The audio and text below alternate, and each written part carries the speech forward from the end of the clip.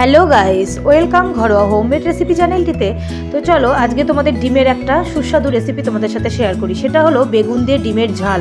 তোমরা তো ডিমের অনেক রকমের রেসিপি খেয়েছো, এটা একটা নতুনত্ব রেসিপি আমি তোমাদের সাথে শেয়ার করলাম। একবার বাড়িতে বানিয়ে খেয়ে দেখো, তাহলে বুঝবে এই রেসিপিটা কতটা টেস্ট হয়, মানে এই রান্নাটি আর কি কতটা টেস্ট হয়। তো দেখতেই পাচ্ছ আমি কিন্তু কালো বেগুন নিয়েছি। হ্যাঁ, আর কালো বেগুন দিয়েই ঝালটাকে বানাতে হবে।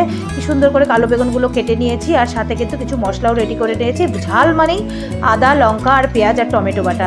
আর এদিকে দেখো এক এক করে কিন্তু আমি পোস্ট বানিয়ে নিচ্ছি। পোস্টটা বানিয়ে নেওয়ার পরে আমি কিন্তু ডিম সেদ্ধ করে রান্না করব না, ডিমের পোচ করেই রান্না করব, সেটা তোমরা রান্নাতেই দেখতে পাচ্ছ। আর এদিকে যেটুকু তেল রয়েছে তার মধ্যে কালো জিরে ফোড়ন দিয়ে আমি বেগুনগুলোকে এইভাবে দিয়ে দিচ্ছি। বেগুনগুলোকে কিন্তু খুব বড় বড় করে কাটতে হবে, না হলে বেগুনগুলো গলে যাবে।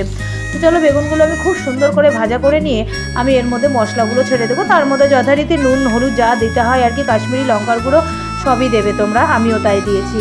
যাই হোক, আমি কিন্তু এখানে রসুন ইউজ করিনি ডিমটাতে, আমি জিরেও ইউজ করিনি, আমি জাস্ট পেঁয়াজ, লঙ্কা আর আদা আর টমেটো, তোমরা মশলাটা দেখতেই পাবে।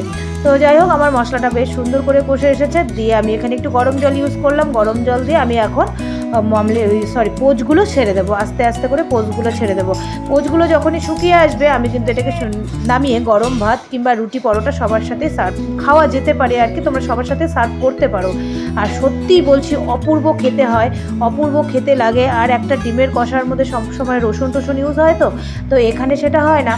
সেই কারণে এটা যেন একটা আলাদাই স্বাদ, আলাদাভাবেই একটা রেসিপিটাও করা আর টেস্টটাও অপূর্ব হয়। তো দেখতে পাচ্ছ কি লোভনীয় হয়েছে দেখতে, দেখো মনে হচ্ছে না ওখান থেকে একটা ডিম আমি তুলে খেয়ে নেই। যাই হোক, চলো তোমরাও বাড়িতে ট্রাই করো। কেমন লাগলো ভিডিওটি, রান্নার রেসিপিটি কেমন লাগলো আশা করি জানিও।